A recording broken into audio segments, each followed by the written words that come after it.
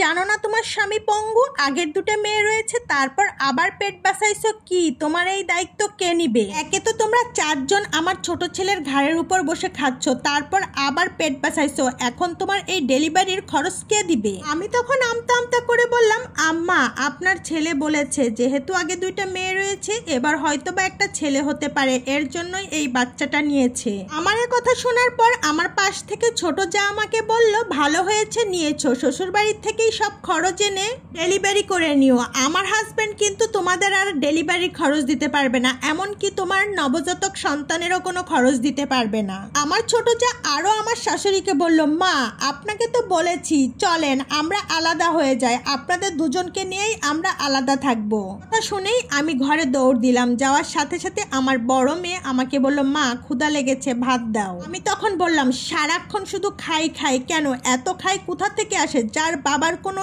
Income করার মুরুদ নাই, তাদের এত মুখে খাই খাই আসে কোথা থেকে? ভাত না খেয়ে মাটি খেতে পারিস না?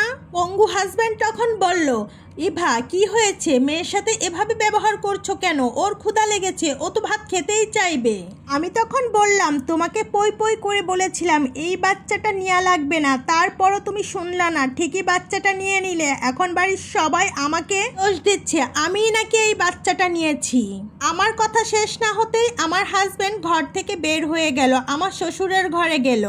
যেই আমার শ্বশুরকে বলল, বাবা এই সংসারের জন্য আমি যখন ভালো ছিলাম তখন কি কিছুই করিনি? তোমার খরচ, মার খরচ, আমার ছোট ভাইয়ের লেখাপড়া, এমনকি একটা সময় বাড়ির সব কিছুই কিন্তু আমার উপরে চলতো, আমি একাই সব কিছু সামাল দিয়েছি। ছোট ভাইয়ের বিয়ের যাবতীয় খরচ কিন্তু আমি বহন করেছি। ছোট ভাইয়ের বিয়ের পরেই চাকরি পেয়েছে, তাহলে আজ কেন আমি 2 দিন অসুস্থ হয়ে ঘরে পড়ে রয়েছি? তাতেই আমার বাচ্চাদের সাথে ভাতের খোটা, এমনকি আমার বউকে সন্তান নিয়ে কথা শোনানো, সংসারে আমার কি কোনো অবদান ছিল না বাবা? আমি কি কোনো কিছুই করিনি তোমাদের জন্য? তখন বাবা বলল, না বাবা এভাবে বলিস না, অবশ্যই করেছিস। অতীতের কথা কেউ কখনো মনে রাখে না, তুই কি করেছিস না না করেছিস সব অতীত হয়ে গেছে, এখন বর্তমানকেই মানুষ বেশি গুরুত্ব দিয়ে চলে। তোর অতীতের কথা কেউ মনে রাখেনি, এমনকি রাখবেও না। তুই অতীতে কি করেছিস না না করেছিস সেটা বাবা মা হিসেবে আমরা জানি। তাই বলিস না কেন, তুই কিন্তু এটা ভুল করেছিস। তোর 2টা সন্তান রয়েছে,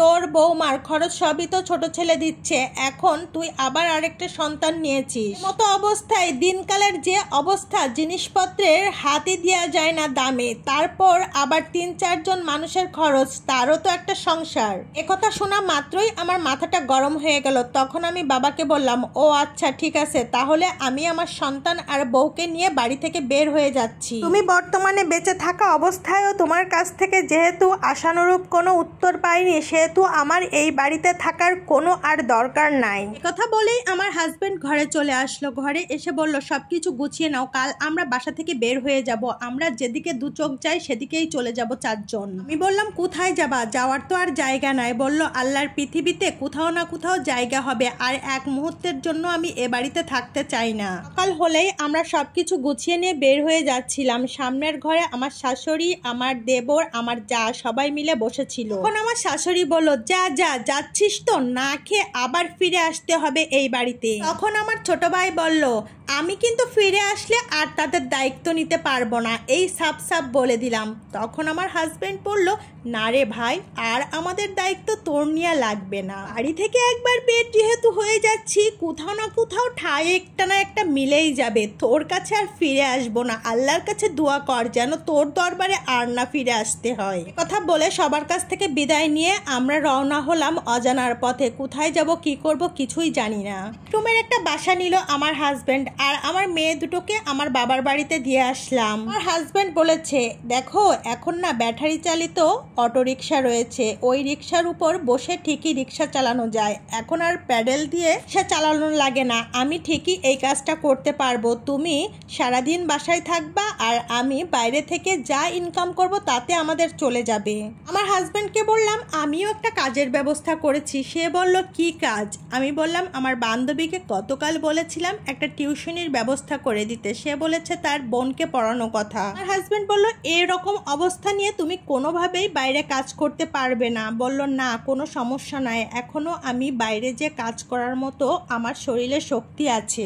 দুজন মিলে অল্প অল্প যদি আর্ন করে থাকি তাহলে আমাদের কোনো সমস্যা হবে না, বাচ্চা দুটোকেও আমাদের কাছে এনে আমরা রাখতে পারবো। আমার হাজবেন্ড কিছুতে না চাইতো আমি কাজটা করলাম, ভালোই ইনকাম করছিলাম দুজনে। হঠাৎ করেই আমার একদিন লিভার পেইন ওঠে, আমি হসপিটালে ভর্তি হই। সেখানে আমার শ্বশুর শাশুড়ি খুঁজতে খুঁজতে দুজনে উপস্থিত হয়। আমার শ্বশুর আর শাশুড়িকে দেখে আমি খুব খুশি হলাম, আমার জামাইও খুশি হয়েছে। আমার শ্বশুর শাশুড়ি বলছে বাবা তোদের দুজনকে অনেক খুঁজেছি, তোদের সাথে আমরা অনেক বড় অন্যায় করেছি। আমার ছোট ছেলে আর ছোট ছেলের বউ তার বাচ্চা হবে বিদায়টা থেকে তোর মাকে আর আমাকে বের করে দিয়েছে।